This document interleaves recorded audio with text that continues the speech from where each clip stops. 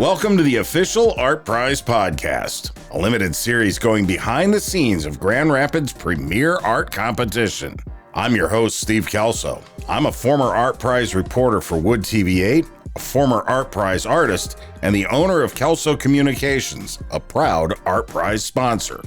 In this series, I'm talking with the artists, the organizers, and the decision makers shaping ArtPrize 16. Hello, and thank you again for joining us for another episode of the official ArtPrize podcast. Today, I'm thrilled to welcome City Manager Mark Washington. Mark, thanks for coming in today and agreeing to do this. Thanks for having me. Explain to me the city's role in ArtPrize. I think a lot of people out there think that there's still a lot of family money behind this, and it's just not the case anymore, is it? Well, no. So first of all, I do want to acknowledge that we wouldn't be here today if not for the inauguration of ArtPrize 2009 and the tremendous leadership of the DeVosses, and particularly Rick DeVos, and really contemplating how we can think about art differently. And if we want to pay homage to that, we got to go back to the Festival of the Arts. Right. And, the 1959, I think it was, when we were able to go ahead and have Alexander Calder help us to really cement the Calder as a real renowned public art figure, and then begin to really celebrate the arts in this community. And so one thing has led to another, and from the evolution of the Calder to the founding of the ArtPrize, we saw it as something that must be continued as a part of our art identity in our city, and partner with DGRI and Ferris and a lot of other public and private partners to really continue to build the momentum of how we create an art economy, a place that's good for artists, it's good for residents, it's good for visitors, it's good for Grand Rapids. And as much as we are known as Calder City or River City, it's good to also have an identity as Art City, in addition to Beer City. In addition to Beer City. And in fact, Medical City, you got so many tags. There's so many things going on right now. Yeah. I had lunch with someone a couple of weeks ago, and he moved to town about the same time I did. Mm-hmm. And I said, I think these last 25 years have been the best 25 years to be in Grand Rapids. He disagreed with me. He said he thinks it's the next 25. So I thought that was an interesting perspective. Yeah. Well, I think both are correct. I do think the best is yet to come, because we have a lot of things in the pipeline that's really going to add a lot of vitality and vibrancy to our city. And art is part of it. And as you think about some of the things we're doing now, even along the river corridor, the placemaking that's going to happen is going to be very art-centric, art-adjacent. Or even in the design of our newest public asset, the amphitheater. I mean, it is a great concert venue, but it is a beautiful artistic addition to our skyline of the city. Is that possible without ArtPrize? Does anything? It all goes back to the Calder. I think everything builds on each other. I mean, even in our backdrop here, as we look down Monroe Avenue and we see the design of the convention center behind us, and it's very intentional, artistic, memorable design.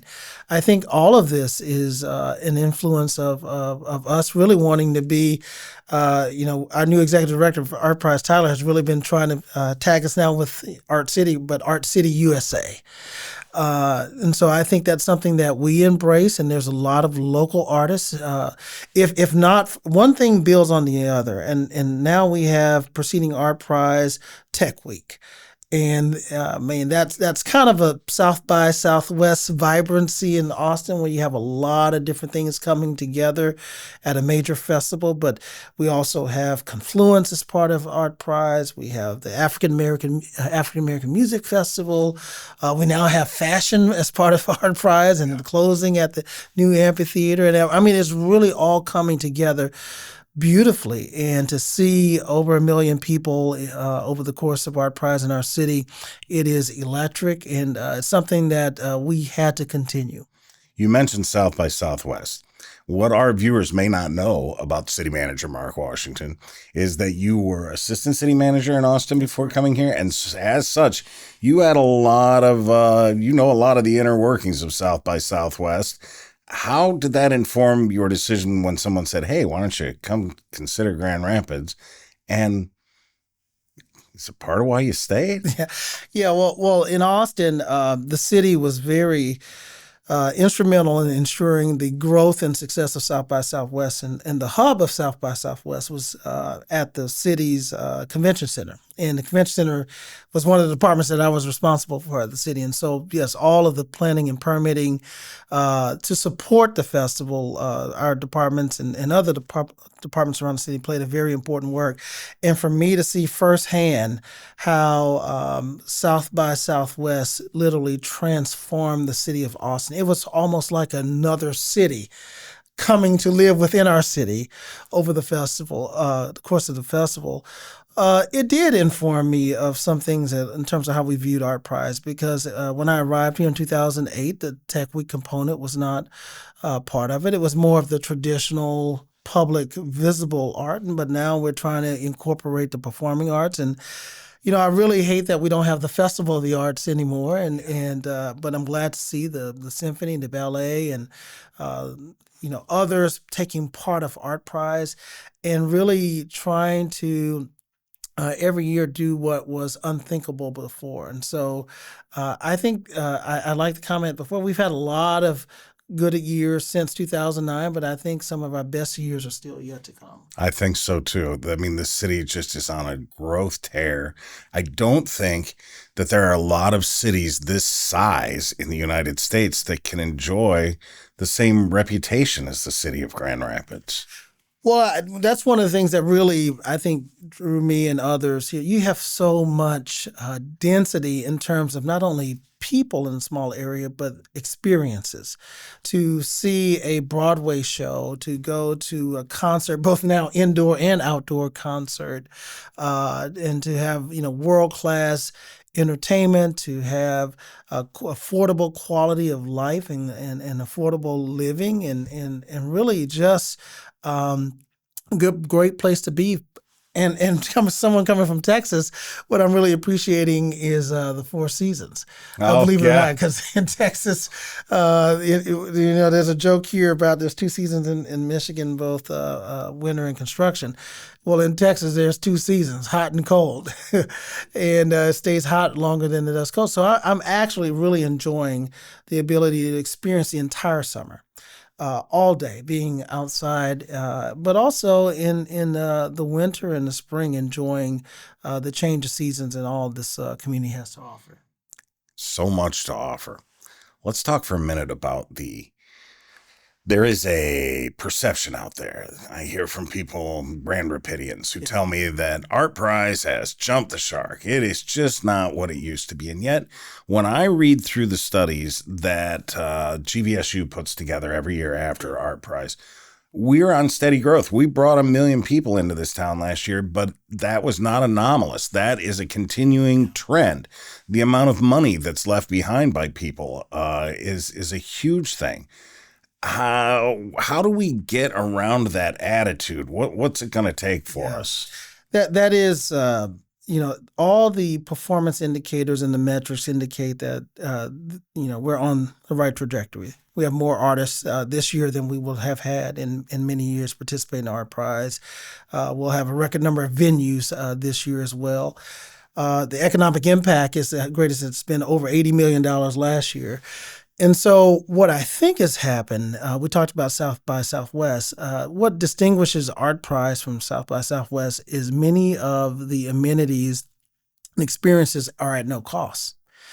And for South by Southwest to get a platinum badge to experience everything that's offered there, the education, the tech, the music, the comedy, you probably pay over $2,500. Oh, wow. Minimally, as part of the registration for all access badge.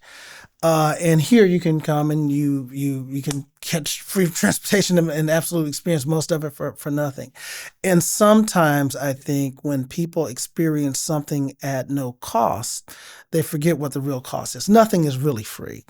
And so I think there's a little bit of that complacency at times from those, but it's a tremendous amount of cost. And the people who sponsor it year after year, certainly I cannot go through all the names, but I'm so grateful for their partnership, both public and private.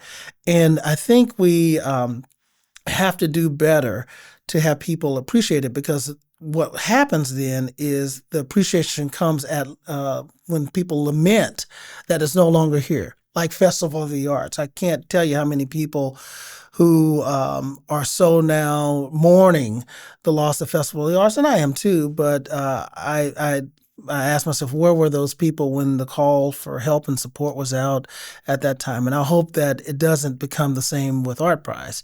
It becomes appreciated after the funeral and not while it's here where people can experience what's happening. I was talking with Birgit Close the other day. We had her in for an episode of the podcast, and she says that we're looking at a time maybe where we have to consider some crowdfunding. Yeah. Yeah, it is interesting because you try to make experiences affordable where people can enjoy it at no matter what their affordability levels are. And, unlike the amphitheater, I'll keep going to back. There are some things that we want to, as local government, provide for all people. I mean, it shouldn't cost to look at a beautiful river. And we're going to provide very nice trails, very nice points of access along the river. But there still is a cost to maintain those amenities and assets. And for ArtPrize, the art is beautiful to look at, but artists don't work for free. What was the phrase you said? What's the best? What's an artist's favorite thing to draw? A salary. A salary. And that's the thing about ArtPrize. I think we really try to respect the work of the artists, and there are some who are doing this full time, and there are others, obviously, that this is aspirational.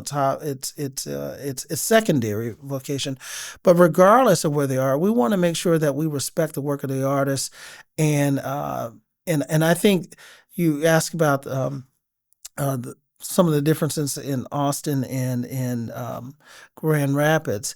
I think that's something we were really more intentional about in Austin, is creating a community where there's a minimum quality of life for artists. I know we're focused on housing for everyone, but there was a special effort to ensure that artists also was included in some of those housing efforts, or a living wage. And there are so many people who are musicians who go to venues who only play for tips. And it'll be great exposure for your band. Yeah. But that's no way to really create sustainable art and music in the industry. You have to have some minimum standards.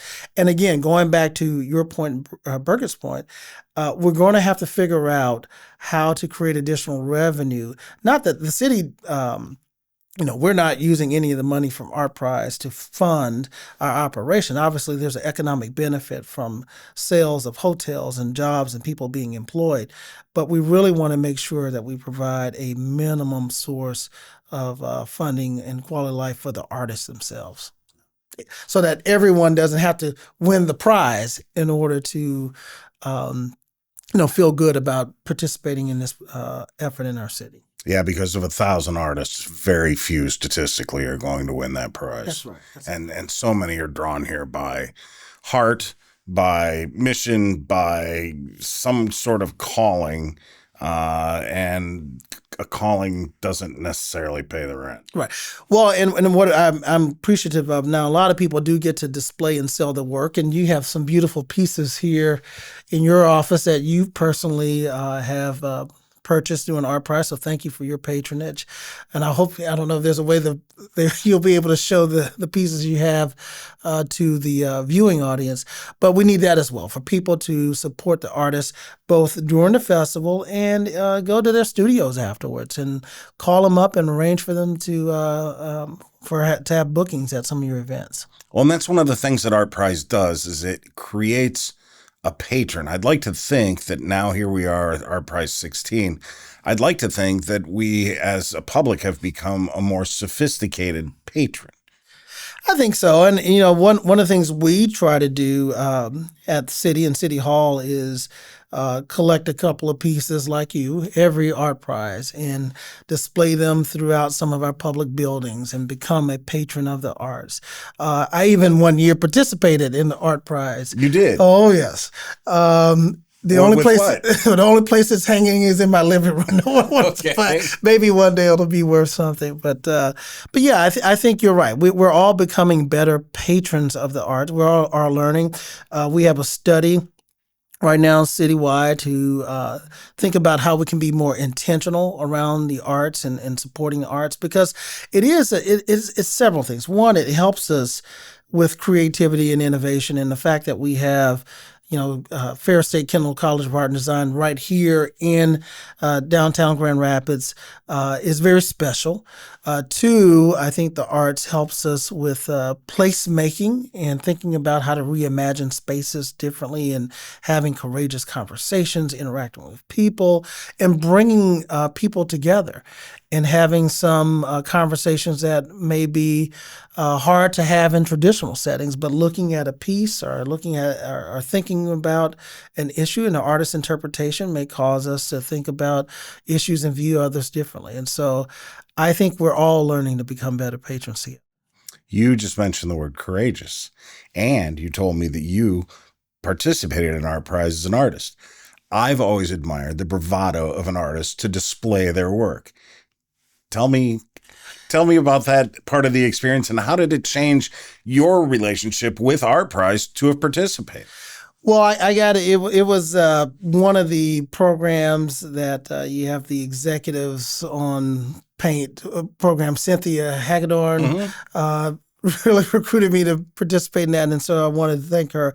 But yeah, I had done some classes with wine and art and more very, very casual, but to have my own experiences reflected on canvas, as not just an executive on canvas, but a person on canvas, and really think about what was personal and what was important to me was very helpful. And this was pre-pandemic, I think, probably it was a few years ago. But it was very, very important, and it's something that will always stay with me. And I was thinking about it the other day, and maybe having my own collection of other I know other city managers that are also artists that draw or paint. And I had been talking to them about, let's all put something together at City Hall and have a display of some of your art and tell a little bit about your story, like what made you inspired your call to public service, and how do you see the community, and how do you see art, and is there a connection between your personal art and personal community? Fascinating stuff. There's so many rabbit holes that we could go down here, and our time, unfortunately, is fairly limited. Mark Washington, he is the city manager for the city of Grand Rapids. Well, thank you for your support of ArtPrize. Thank you for your love of our city. Thank you for what you have done over the years, and I really look forward to what's going to happen this year. I'm really looking forward to what's going to happen this year. Thanks for joining us for this episode of the official ArtPrize podcast. Make sure to download the ArtPrize app and cast your votes. Visit artprize.org for more information.